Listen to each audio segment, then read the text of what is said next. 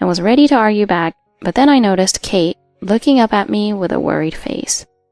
Seeing that, I realized that if I caused a scene with Amy here, it would embarrass Kate, so I held back and kept my mouth shut. "Goodbye," Amy said mockingly and made a shooing gesture. Beside Amy, Robert pointed with a shocked face. "Mom, that person is a millionaire." Amy was stunned by Robert's words. Amy looked puzzled while Robert looked at Kate intently, his eyes sparkling. "You call her poor, but this dress is newly released from a popular brand." I was surprised. I never thought Robert would know such a thing. Seeing Robert like that, Amy was flustered. "Oh, really? But that doesn't mean Cassie is a millionaire. After all, I can buy a new dress too." "No, this dress can't be bought. It's because the designer made it specifically for her daughter. I saw the design sketch posted on social media before. And earlier, Kate told me that this was a dress her mom designed." "What? A dress designed by Cassie? What does that mean?" Amy stared at me in confusion, and I reluctantly admitted it. Then Kate leaned forward and started talking on my behalf. "My mom is a designer. She made this dress for me for today." "I knew it. That's amazing. I'm a big fan." What he showed was a handkerchief I had just sold recently. Robert looked like he genuinely was a fan, and he was more talkative than his usual quiet self. As Robert said, even though I am a freelance designer, I have my own brand. I started by selling designs I liked personally. What began as a small business became more recognized about a year ago, and now it's a famous brand. With my skills acknowledged, I've been collaborating with various places. Thanks to that, my income has skyrocketed compared to when I worked for a company.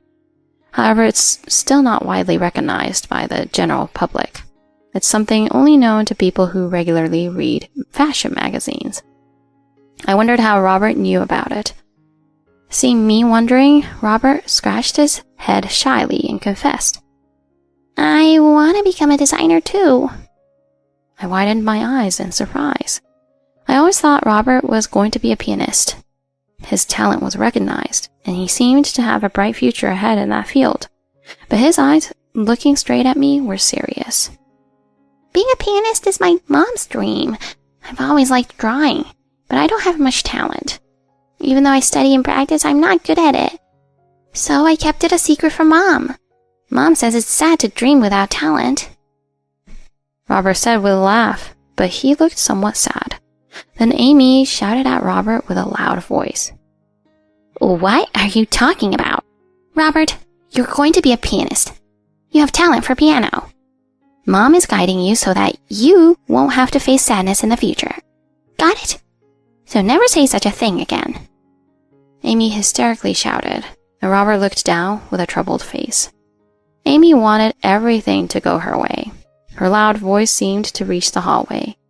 A crowd had gathered, and I heard whispering voices around us. Among them were many people wearing designs I had created. If this escalated, it would affect my brand image. It might also impact the children participating in the competition. However, Amy couldn't calm down and kept yelling at me, saying I had bad taste. To stop her, I took a deep breath.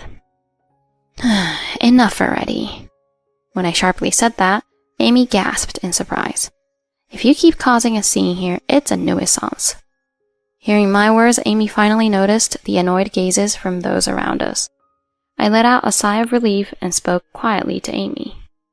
"Amy, if you are seriously aiming to be a pianist, you should know that causing a scene in the dressing room would affect the performance.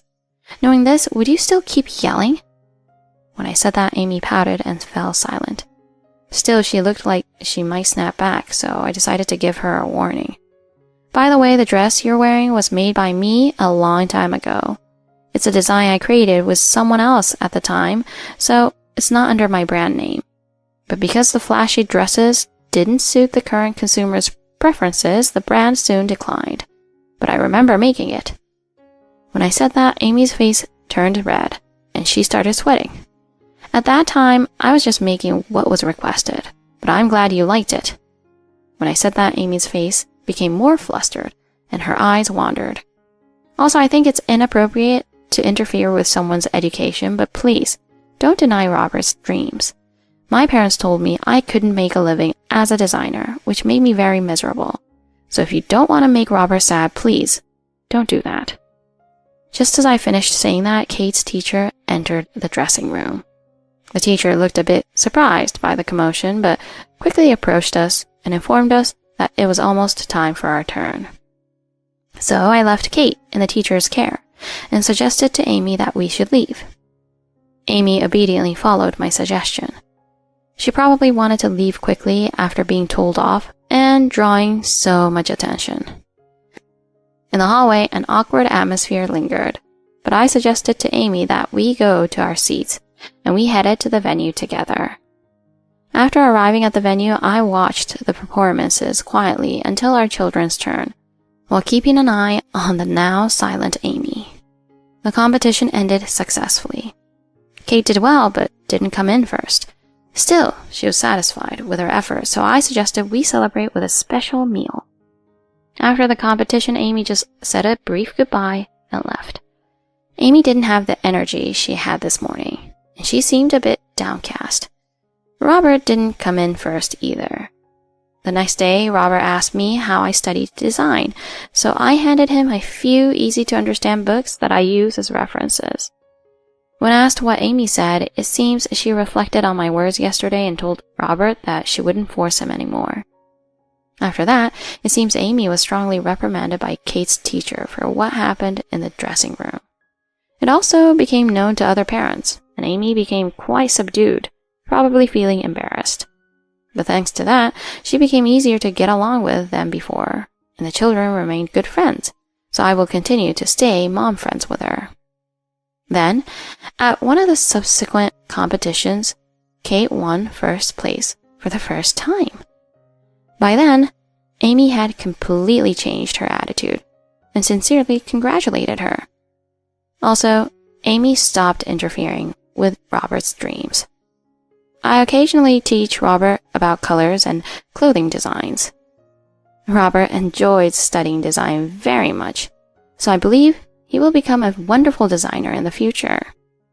Robert is eager to create dresses for Kate when she becomes a pianist. Hearing those words, Kate looked very happy, which made me happy as well.